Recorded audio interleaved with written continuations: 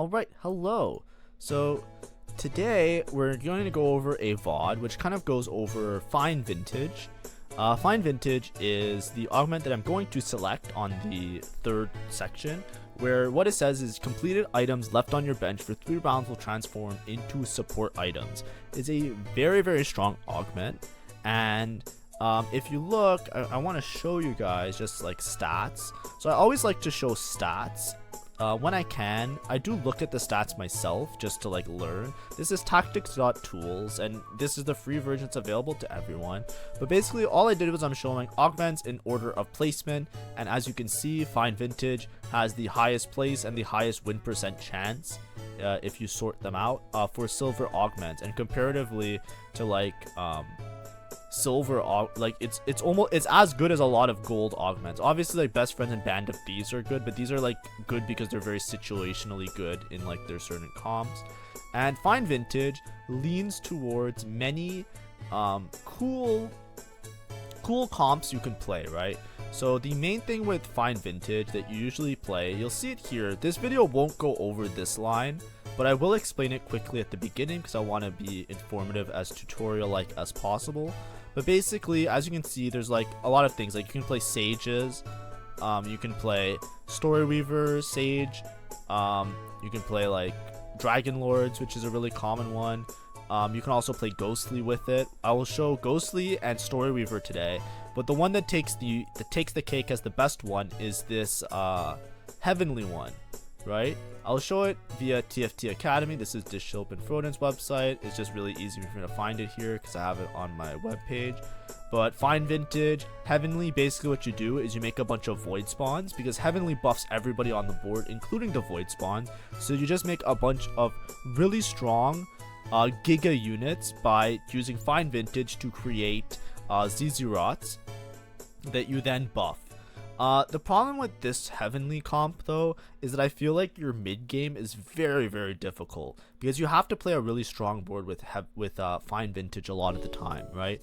Find Vintage basically takes away your items for many rounds, and especially in certain lobbies where, you know, people are capping really high, you might not be able to reach this point of rolling for all of these heavenly units and getting all the void spawns online, because you just might not reach that many items by the time you lose too much health, and then you can't convert it to a win. So I feel like this version of the comp is very like, you have to be uncontested. It's very like win or lose. It's very difficult to play this particular version. The versions I will show today are 2 other ones. I just want you to know that this is the best version according to the statistics, and of course if you're able to force, it's very easy. You just play vertical heavenly. It's just a matter of like getting to a point where you actually scale your heavenly units. So here I take Find Vintage. I have a story weaver opening right now. The thing with Find Vintage is you're gonna lose out on having your items for many turns, so you will be inherently weaker than other people, right?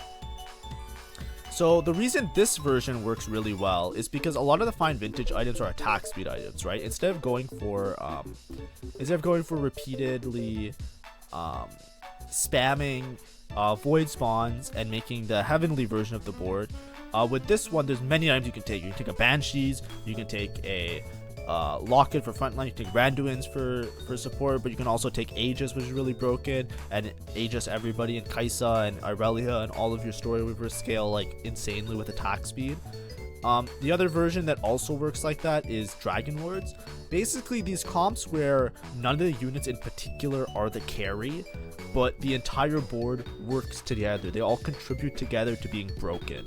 So story weavers, there's not like one particular unit that's busted. Nobody's like, oh fuck man, Riven's like the coolest, Riven's so strong. It's like, no, it's like Riven's strong because she's altruist, which gives everybody a bunch of armor, and then altruist with story weaver, then you have a Kale that does a shit ton of damage, and blah blah blah blah, right?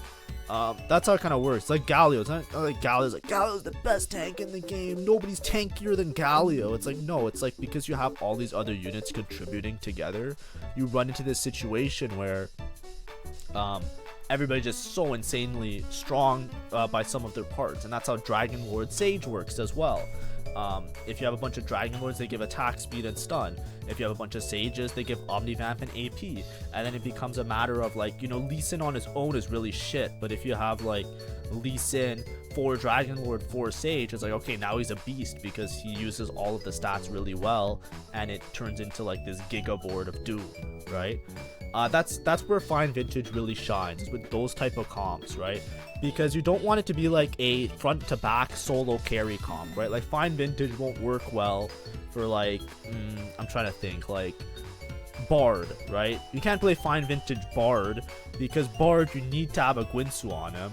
You need to have like double Guinsoo, like you need the items on the carry, and then you need the front items on the front line, and having the support items doesn't really realize this amazing thing, right? It doesn't make the comp like super broken, if that makes sense. So with Fine Vintage, the ones that I've seen that do really well are Story Weaver, the Dragon Lord one. The Dragon Lord one's a little bit harder to hit. The Story Weaver one's much more reliable because you can very easily, like how I have right now, you have a Story Weaver opening.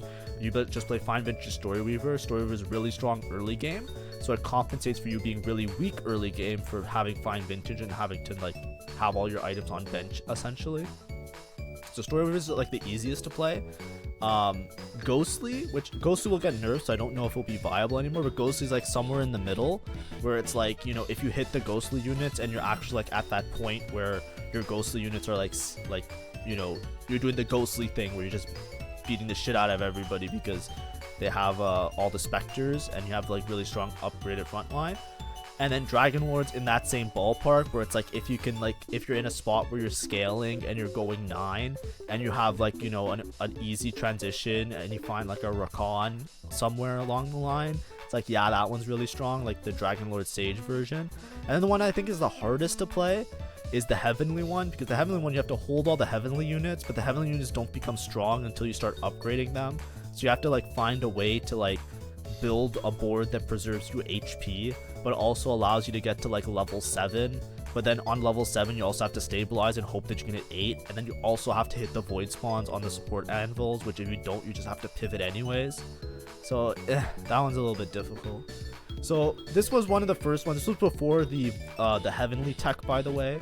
So please bear in mind that, you know, maybe you might watch this game and think that I have a good spot for the Heavenly void spawn one. I did not know that was a thing, and I was not creative enough to figure it out on myself. But anyways, so I take Locket first, and I take Aegis. I think it was probably Randuin's Aegis, if I have to be honest, but they're both fine. Ideally, you're just spamming Aegises here, and then you want to move it back one line. I think I'll figure it out eventually. Yeah, boom. So when you put it back one line, the way Aegis works is if the corner of the hex is in the spot, the Aegis also hits it. So basically, this Aegis will hit the Kale because it hits 3 in the back, 2 in the middle, 3 in the second row, right? If you put it in the front row, then it will only hit 2 in the back row and it'll hit 3 in the third row. It's hard to explain it, but if you look closely in the fight, when the Aegis kind of lines appear, you'll see that it like nicks the corners of the hexes in 2 of the rows, and that's why it works on those hexes. Anyways, I'll let 1 or 2 of these fights play out because I have to start uploading something, so give me 1 second. Today's this one. Nice. Alright, I'm back. So I just want to show the early game and then a little bit of the mid game, and then we'll skip the late game. I gave a lot of tutorial and information on Fine Vintage. So the nerf that is coming up for Fine Vintage is basically what will happen is now Fine Vintage won't tick on neutral rounds.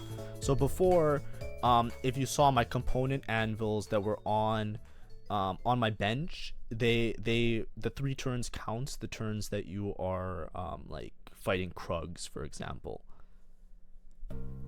Which that I think was a little bit broken, so now it'll just be a little bit later. I think your conditions for Fine Vintage though is that you need to have at least 1 or 2 starting items, because I find that, like, you know, if you're gonna wait and sack some of stage 2, like here it worked out really well because I have 2 support items already, right? And support items are broken, right? Like there's like little gold augments, they're like gain a support item, right? So, you know, having 2 this early is definitely enough to stabilize. But this really falls apart when you have like 1 at this point or 0 at this point. Then it's like, okay, this is kind of bad. Oh, I bumped my mic, sorry.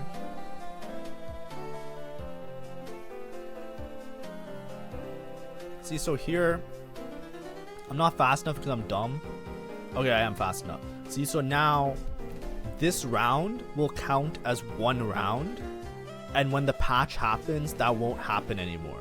So now, I only need to wait 2 more rounds for that to turn into a support anvil, but later that won't be the case. It will be different.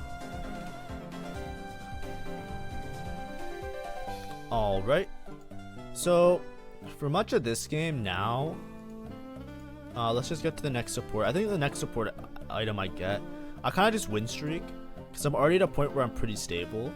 I put in the Dragon Lord, because I'm not sure if I'm playing the Dragon Lord version or the Vertical Story Weaver version. Vertical Story Weaver is just easier to play, because the Dragon Lord version, you really need to hit a Rakan, and you need to hit like Morgana, and that's like often really hard to hit as well. But I'm basically just tempoing, right? I have this Rek'Sai 2 that I hit, and I'm playing it with the frontline unit that I have. I'm holding some heavenly units, but I definitely do not hit the, Wait, did I actually have the idea? No, I didn't. I kind of just sell them. Maybe this was a game where, maybe I didn't know the heavenly tech. I don't think I knew the heavenly tech by now. I think I was just holding them because I was holding them. It just looks funny because I could have pivoted. Anyways, I find another Aegis, and I make another item to, so we'll see what our next item is. I think it's, it'll probably be like a, I think I just take Zeke's, right? Yeah, this is the spot where it's like awkward. Like Zizirot would maybe is good anyways, just to have like an extra unit. But I just take Zeke's because what's the name? The Kale scales off the attack speed really well. Now I just want to see the last augment. What do I end up taking? Probably Combat Caster. I think Combat Caster is like good in so many comps, yeah. Anyways, this is where the game gets kind of crazy. I just high rolled an Aurelia on 7. So now I just level and I just have 5 Story Weaver for free with an Irelia. Usually you don't have this much of a high roll, like, but usually the Irelia is a Zoe. You know what I mean? Like you can probably find a Galio, but usually you can play 5 Story Weaver, but not with an Irelia with a Zoe, and it's like around the same thing. But it's just like this is where now it's like kind of nuts. And then if you look at my board, I'm playing the Janna for Dragon Lord just to give me a little bit of extra buff, because I'm playing the Diana as a frontline unit anyways, and then I have the Soraka for Altruist, right? And this is like a pretty stable level 8 board if you don't hit, if you don't hit 7 Story Weaver or Story Weaver +1. You can also play Annie in place of the Irelia, and then like somebody in place of the Janna, like the Zoe in place of the Janna, or the Zoe in place of the what's it called, the Diana or something. You cannot play Dragon Lord, you can just play like Annie, because Annie's really strong. But anyways, I'm just fine vintaging everything because I'm so far ahead that I'm just like, yeah, fuck it, I'm gonna fine vintage all of them. Usually what you want to do with the Story Weaver version, it's actually pretty nice because Kale will give you the Shred and the Sunder. Kale's also gonna get nerfed a little bit, so she'll give less Shred and Sunder. So it's not like, I don't know if you need to build Shred in this comp anymore, but between like having Irelia late game and having Kale early game for Shred, usually you don't have to build any Shred, and instead you can just focus on, you need to make like 1 anti-heal item basically, because that's the only thing your comp doesn't have. Because if you're fine vintaging everything, then you don't have anti-heal. But anyways, this is roughly how the version works. You're basically just slamming Aegises, any tank items. I took a Virtue of the Martyr because I didn't have anything to take at that point either, but it's like in order of like how important, it's like Aegis is the most important for this comp because it gives all the attack speed and some armor to everybody. Then the next most important thing is what's it called, is probably like Banshees, Randuins, those type of things that help really well with your board. Anyways, I'm trying to get this anvil. I could take another Aegis, but I think it's kind of overkill. It might be another Virtue, honestly. That's what I'm thinking. Because the problem with the Aegis is that then they become hard to position. You start losing a lot of value on them. Like, ideally you have 3 Aegises and you just put them on the one frontline unit, and that's like everything. And then you build a bunch of Randuins, because then everybody just has so much armor that they're just incapable of death. And there's like another support. 1 gem is good. You can always take 1 gem. I took Banshees instead because I just don't. I think the reason I took Banshees here was because there's one guy that has Udyr in the lobby. I don't want to get my kill stunned and just like lose out because of something stupid like that. Anyways, look how high roll this is. I like 14 streaked. I'm level 9, 3 Dragon Lord, 5 Story Weaver.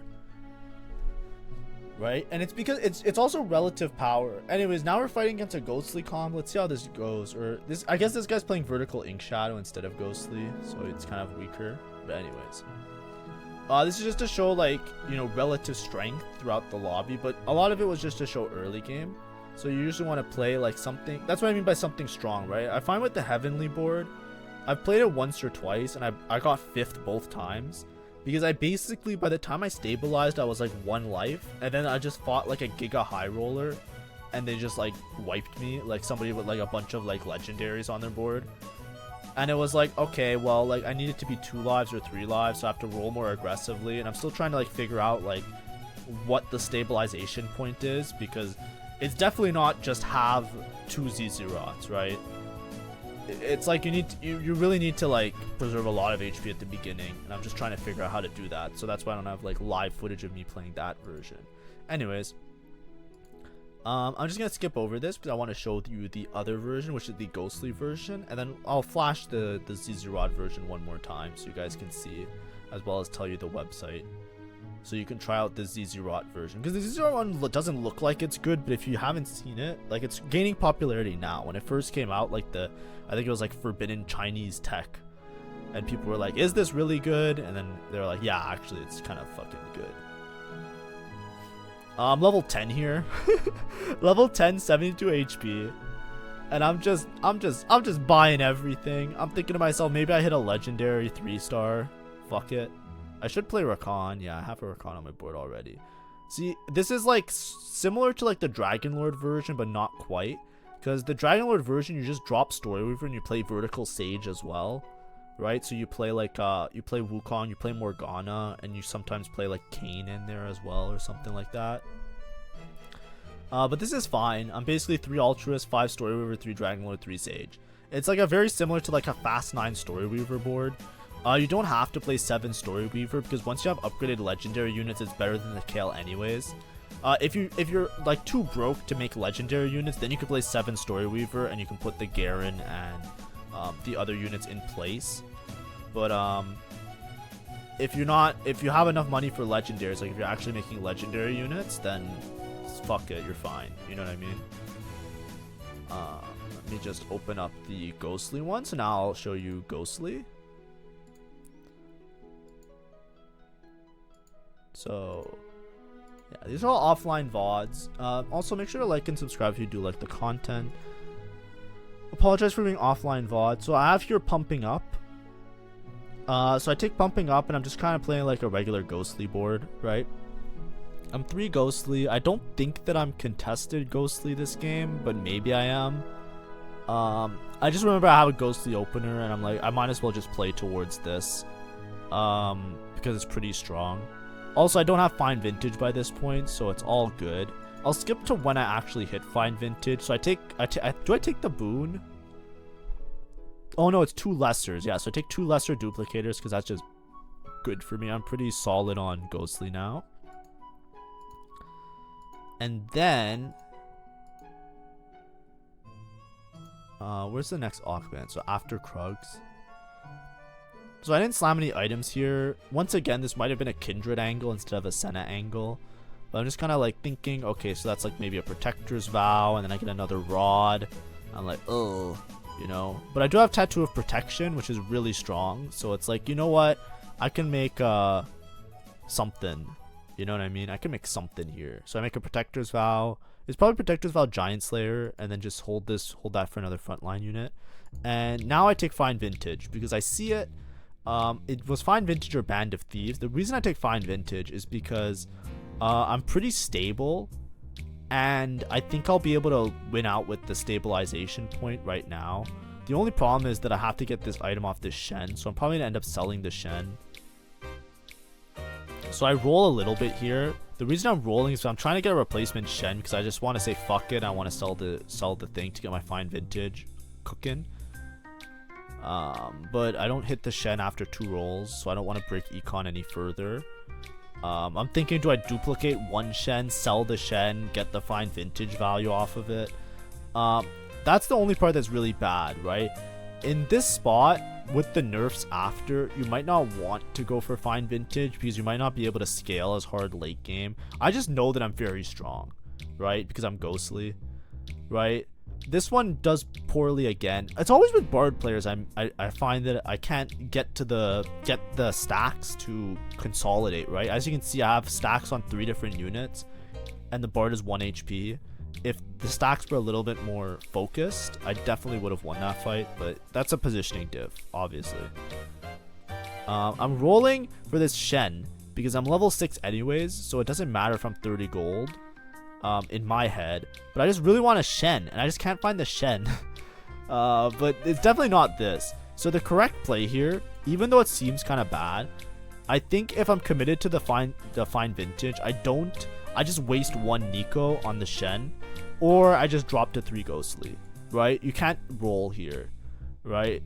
But I just want to show you this because even though I made this mistake and it's kind of, like, I finally find the Shen,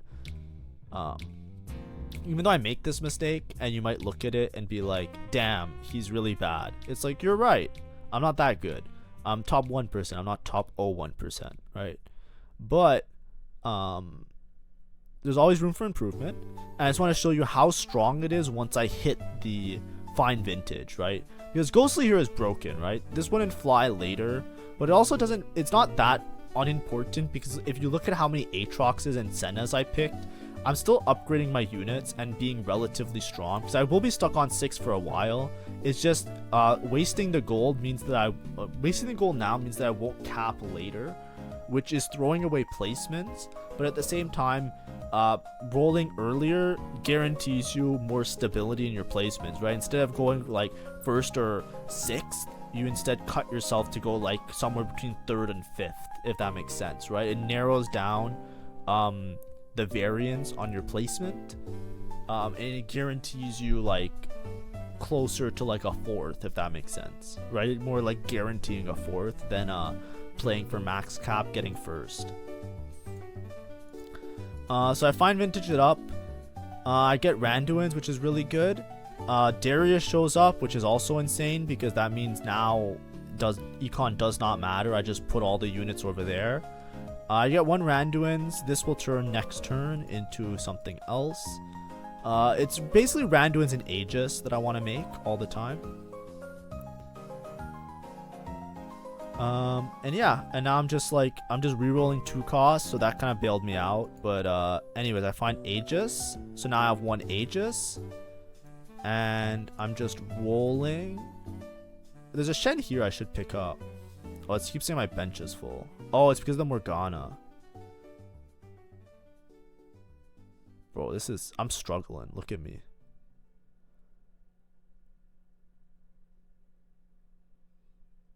And I would just take a Locket. Yeah, Locket for frontline. Buy that, yeah. Make a thing, sell it, do this. I made Morello. I think I leave it on the bench because I don't really care that much about anti-heal here because I'm ghostly, so I'm gonna be doing shit ton of damage anyways. That things are gonna get one shot. I think it's just better to get the fine vintage value. But if I was in a spot where I felt like anti-heal mattered a lot more, then you always have to make at least 1 anti-heal with the fine vintage because there's no component that will give you anti-heal. You can get a cleaver which gives you shred if you don't have shred, but you always need to make anti-heal. So I have 2 dupes. I can use them on the Senna. Oh, this was an old game as well because I still put the spat on the Senna. Yesterday I was talking how you never put ghostly spat on Senna because it's not really worth it. But like it's better just to put on a frontline unit. Yeah, I'm doing this tech. So what you do is you can roll for other 2-stars, and then you can put them on the bench, and then when they reload, there'll be a 2-star version, so then I can just hit the Shen for free next turn, or the Aatrox for free, hopefully.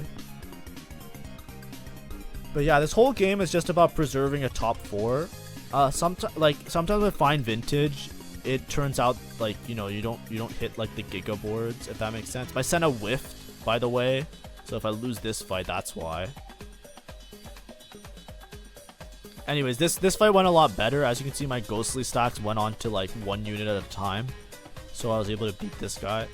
But I'm kind of stuck on 6. I'm very low gold. I haven't hit any 3-stars yet, except for Senna, but I used my duplicators on her. You probably want to use duplicator on a frontline unit, like I was saying in the last one when I was talking about ghostlies. But this is just to show like a rough idea. So I get a component anvil from Aatrox, which is great. I'm just rolling for another 2-star because 2 cost because I got Aatrox over here, and I'm just gonna Fine Vintage it up as well. I think that I scale, like, before I lose too much HP, I think it's like the anti-heal is more important late game and early game. Like if I can just find 1 or 2 more support items, I think I'm just like giga strong, if that makes sense. I think this guy, I think I might narrowly, I think I lose against this guy, yeah. I didn't have enough front line. But anyways, I do stabilize at 1 point, so a lot of this is just like rolling to try and hit one of these frontline units as a 3-star. Just so I have some level of stability. Darius didn't really help me that much, but I end up hitting here after neutrals. I save up some gold. I hit another Aegis, and after neutrals I hit Shen. Where is it? I roll deep, I hit Shen 3, I hit Aatrox 3. Right? I level to 7, I roll on 7. The reason I leveled earlier is just because sometimes I miss it up, but if I was gonna roll, I can roll first and then level. But yeah, so the order of operation was a little bit bad. I was just panicking. I don't even slam the Aegis because I'm waiting for Kayn to drop because I want to put the Aegis on the Shen. And yeah, it's not the best. This game definitely wasn't as clean. I think I did this one earlier than the Story Weave. I don't remember when I did this one actually, but I think I kind of got bailed out by Ghostly being broken. But this was probably like, I think this game was, if you look at the amount of games that I played this day, this one was definitely super late at night. Like this was probably like I pulled an all-nighter and I was just playing all night, so a lot of my mechanics and my decision making is like very like, okay, let me just not throw, let me just like play for like the smallest, like let me just play for 4th, right? Like a lot of my thought process is like that, if that makes sense. I'm holding a Silas because Silas might be next in. I'm already 6 Ghostly, right?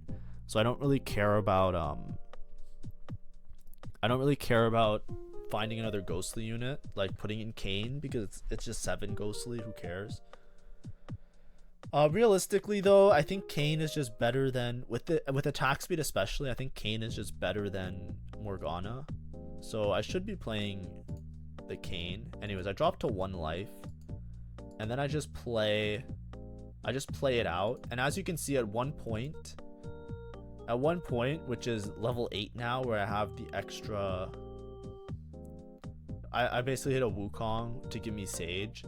But even at this point, once you have like 3-star front lines and enough Fine Vintage components, with the Ghostly comp, it works the same way, but you're just so strong, right? But this is the thing, I had to survive.